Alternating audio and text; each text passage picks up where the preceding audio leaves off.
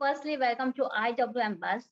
Big congratulation for थोड़ा सा बादल थोड़ा सा पानी। कितना थैंक यू। एक्साइटमेंट है, बिकॉज आपके प्रोमो ने ऑडियंस को काफी ही शॉक कर दिया है ना। बहुत सारे लोग मन में सवाल खड़ा कर रहे हैं, तो आप क्या बोलना चाहोगे पहले? I am happy to see that, I am very happy to see that 500 दिनों के बाद अगर मैं आ रहा हूँ और प्रोमो ने अगर लोगों को एक्साइटेड किया है, so it's a good thing for me and it's eight the same time it's a responsibility towards me as well कि I make sure that in the future also the audience remains excited for this and I will try my best for that. Okay, so Karan, जब आपको show के बारे में पता चला कि आपकी एंट्री ऐसी होने वाली है जहां शो में पहले ही किसी को लीड्स बता दिया है और सडनली आप आ रहे हो, तो आपका फर्स्ट रिएक्शन क्या था? बिकॉज ऑलरेडी एक फैन बेस बन जाता है।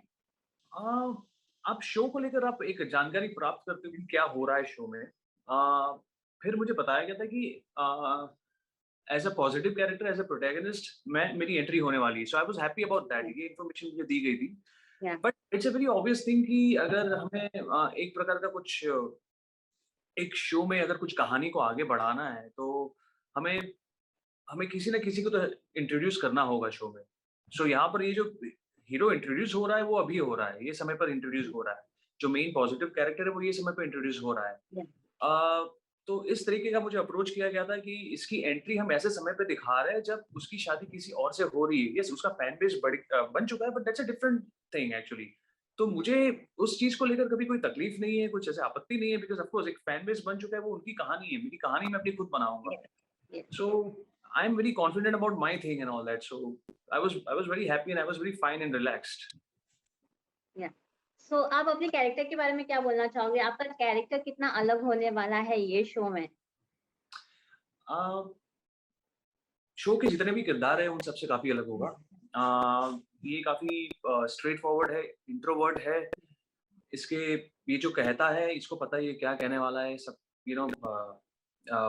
ऐसा नहीं कि दो बार सोच के कुछ कहेगा and all that. He is very sure about what he is gonna do. इसकी जिंदगी में बहुत कुछ हो चुका है बचपन में, तो उस चीज को लेकर एक दुख है, एक ट्रॉमा है उसकी जिंदगी में। तो ये हमेशा उसके दिमाग में ये चीज बसी हुई है। तो ये कहानी जैसे आगे आगे बढ़ेगी, ये चीजें खुलकर पता चलेगी ऑडियंस को। बट एक पॉजिटिव और प्रैक्टिकल कैरेक्टर है, और इस तरीके का कैरेक्टर अगर एक इमोशनल लड़की की जिंदगी में आएगा तो उसकी जिंदगी में क्या बदलाव आएंगे और फिर वो लोग कैसे आगे बढ़ेंगे, ये पूरी कहानी फिर आगे दिखाई जाएगी। ओके, सो जब आप सेट पे गए तो कितना अच्छा लगा? कितना बिकॉज हम काफी दिनों के बाद आपको शो में दिखने वाले हैं, एक नए शो में, एक नए किरदार से। तो आप जब सेट पे गए, अपने किरदार में आए, तो वो फीलिंग क्या थी? इट वाज लाइक सबसे पहले तो मुझे याद है कि एक 500 दिन के बाद अगर मैं सेट में कदम रख रहा हूँ, जहाँ पर मैं देख रहा हूँ वही माहौल जो हुआ करता था सेट पे। So it was like an emotional moment for me कि oh God, 500 दिन हो गए इस चीज को, ये जो ये लाइटिंग, ये कैमरा, ये इतने सारे लोग, इतना तामझाम, ये 12 घंटे की शिफ्ट वगैरह, ये सारी चीजों को 500 दिन हो गए। तो ये एक चीज कहते हैं कि एक जिंदगी की शुरुआत वापस से होना, एक कनेक्शन हो जाता है। तो ये सारी चीजों को लेकर कनेक्ट हो गया था मैं। So it was an emotional moment, but yeah at the same time I would say कि I'm starting after a long gap. It doesn't mean that I'm starting new. I'm starting fresh. I'm starting with experience. एक gap भी आपको एक experience देता है, चीजों को कैसे आगे बढ़ाना चाहिए फिर। तो वो सारी चीजें भी है, हम उस चीज को भी मैं दिमाग में रख के चीजों को आगे बढ़ा रहा हूँ। तो अनुराग कैसे काजल के लाइफ में चेंजेस लाने वाले हैं? क्या आप कुछ ऑडियंस को हिंट देना चाहोगे? इस समय तो सिर्फ इतना कह सकता हूँ कि काजोल जो है वो काफी भोली भाली, काफी इमोशनल, ऑनेस्ट लड़की है। उसको she is smart, she is clever, लेकिन उसको दुनिया कितनी खराब है ये नहीं पता है। Anurag as a character is a very practical character. क्या गलत होने वाला है, क्या सही है, वो अंदाजा लगा सकता है। तो ये दोनों जब मिलेंगे तो किस तरीके का बदलाव एक दोनों की जिंदगी में आएगा।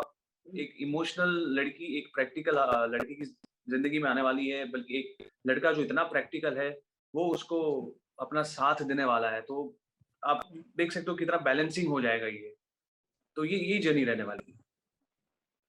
सो करण, क्या आपने अनुराग के किरदार में आने के लिए कुछ स्पेशल प्रिपरेशंस किए हैं? मुझे पूरे 2 दिन दिए गए थे प्रिपरेशंस के। मुझे मुझे कॉल आया था और मुझे कहा गया था कि इस कैरेक्टर के लिए, इस लीड किरदार के लिए हम आपको फाइनलाइज़ कर रहे हैं, और मेरी शूटिंग भी आई थिंक से 2 दिन के बाद शुरू हो गई थी। तो एक अच्छी बात ये थी कि अ, कहीं न कहीं मैं इस कैरेक्टर से कनेक्ट कर पाता हूँ, बिकॉज़ मैं अपनी रियल लाइफ़ में भी काफ़ी इंट्रोवर्ट हूँ, स्ट्रेट फॉरवर्ड भी हूँ। तो शायद मुझे प्रिपरेशन करने की ज़्यादा आवश्यकता नहीं थी। वो कहते हैं ना कि भगवान ने सही समय पे सही चीज़ ला के दी मुझे। तो ये एक चीज़ थी। Okay. So Karan, after coming in a shoot, और कोविड में शूट करना इज नॉट इजी, सो क्या स्पेशल प्रिकॉशन आप रखते हो सेट पे, और कितना मिस करते हो पहले जैसे नॉर्मल्स को एंजॉय करते हुए? अभी तो ऐसा हो गया है कि अगर मास्क अगर नहीं पहना है ना, तो हमें अजीब-सा लगता है।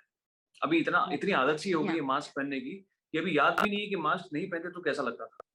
तो because it's been 2 and half years कि हम मास्क पहन रहे हैं कंटीन्यूअसली, ऑलमोस्ट 2 साल के ऊपर हो गया कि हम कंटीन्यूअसली मास्क पहन रहे हैं। But on set everything is very well done.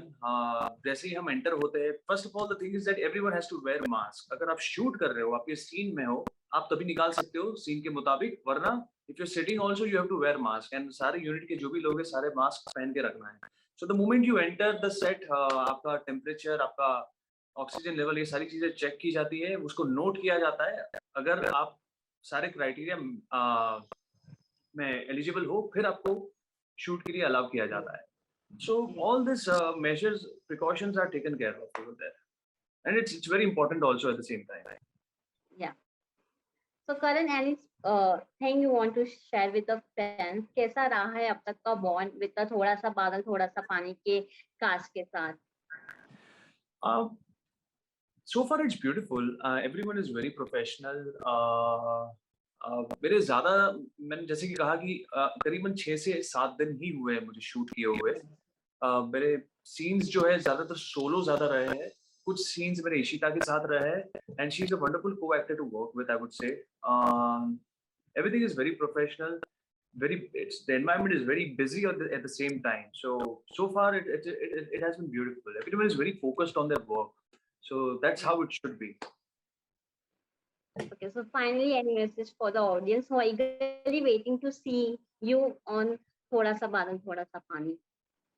Also, मैं ऑडियंस को यही कहना चाहूँगा कि it's a beautiful show. It's a very simple, nice, एक फैमिली शो होता है। आप 9:30 के स्लॉट में अपने परिवार के साथ डिनर के टाइम पे आप देख सकते हो। एक सिंपल सी लाइफ दिखाई है कोलकाता की। सो shower your love to this show, because a lot of good messages are on the way on the show. That's all I can say at the moment, because कहानी जो ऐसी है जिसको मैं रिवील नहीं कर सकता हूँ। A lot of things will be revealed in the future. अनुराग बासु के कैरेक्टर को लेकर भी, ये अनुराग काजल को जब मिलेगा तो किस तरीके से उनकी कहानी आगे बढ़ेगी, ये सारी चीजें मैं भी रिवील नहीं कर पाऊंगा, but a lot of excitement is on the way.